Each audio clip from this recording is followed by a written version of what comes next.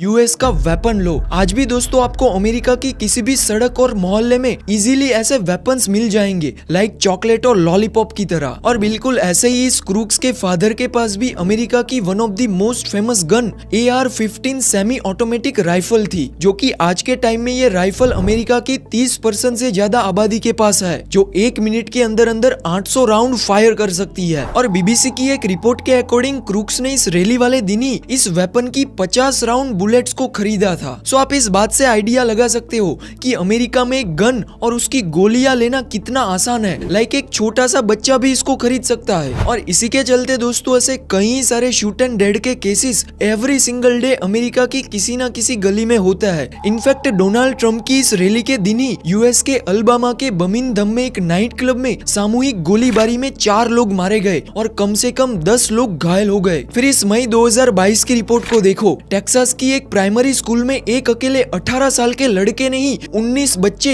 और 2 टीचर को मौत के घाट उतारा। सोचो, सिर्फ 18 साल का लड़का।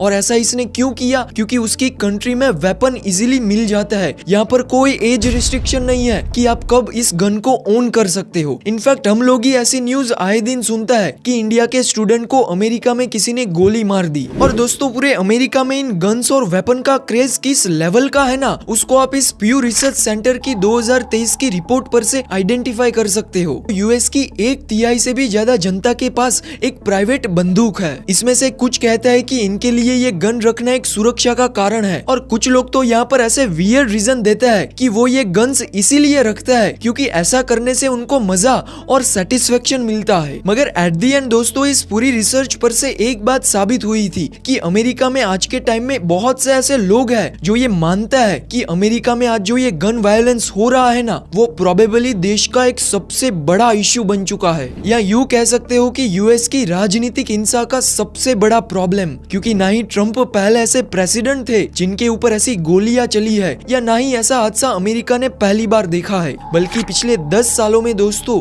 ऐसे 500 से ज्यादा लोग अरेस्ट हो चुके हैं जिन्होंने खुलेआम ऐसी जान से मारने की धमकी गवर्नमेंट के ऑफिशियल को दी है। ऑन दी अदर एंड अगर आप यूएस की पूरी हिस्ट्री को भी उठाकर देखोगे ना, तो उसमें भी आपको 1 दर्जन से भी ज्यादा ऐसे प्रेसिडेंट और वाइस प्रेसिडेंट मिलेंगे जिनकी बीच चौराहे पर लोगों ने ऐसे वेपन्स का यूज करके या तो हत्या की थी या फिर उनको कोई चोट पहुंचाई थी। मोस्ट लाइकली इसमें Abraham Lincoln, James A Garfield, William McKinley, John F Kennedy, Gabrielle Giffords, Theodore Roosevelt, और इस ट्रंप के हादसे से पहले 1981 में यूएस प्रेसिडेंट रोनाल्ड रीगन के साथ हुआ हादसा। किसी को यहाँ पर वॉशिंगटन स्टेशन पर गोली मार दी, तो किसी को व्हाइट हाउस के बाहर सीधा माथे पर मार दी, तो किसी के तो यहाँ पर फेफड़े ही फट गए थे। बट स्टिल दोस्तों इस तरीके का violence every single year America में घटने की बजाय बढ़ता है। इनफैक्ट हर साल करीबन 40,000 से ज्यादा अमेरिकन सिर्फ इन गन्स और वेपन्स की वजह से मारे जाते हैं। और कहीं ना कहीं दोस्तों ये सारी चीजें आज भी यूएस के पूरे पॉलिटिकल सिस्टम के साथ जुड़ी हुई है। आज दोस्तों ये पूरी यूएस की डेमोक्रेसी मेनली 2 पार्टी सिस्टम पर चलती है।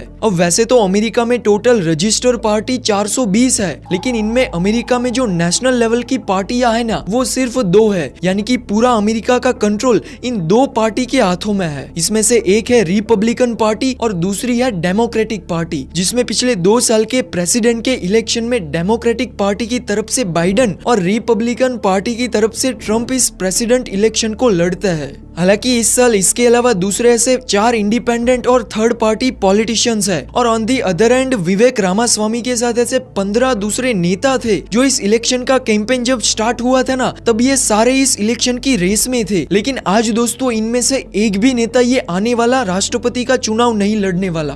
तो सोचो यहाँ की पूरी डेमोक्रेसी मानो ये 2 पार्टी के ऊपर ही निर्भर है। और उसमें भी स्पेशली डोनाल्ड ट्रंप के केस में तो ये और ज्यादा एग्रेसिव हो जाता है। हाँ, अभी जो ट्रंप के साथ ये हादसा हुआ है ना, उसकी वजह से जनता के बीच एक सिंपैथी क्रिएट हो चुकी है और बहुत सारे लोगों का ऑलरेडी सपोर्ट ट्रंप की ओर ज्यादा है। बट दोस्तों ये रियलिटी आपको जितनी दिखती है ना, उतनी सच नहीं है। अभी करंट टाइम में भी दोस्तों ट्रंप किसी दूसरे यूएस प्रेसिडेंट की तुलना में देश में ऐसी राजनीतिक हिंसा फैलाने में ज्यादा एग्रेसिव है। इनफैक्ट जब उनको ये स्टेज पर गोली भी लगी थी ना, तब भी उन्होंने खड़े होकर पहले सिर्फ यही नारे लगाए थे कि लड़ो लड़ो। What happened, but a very big security concern there for former President Trump. Secret Service agents now surrounding him. और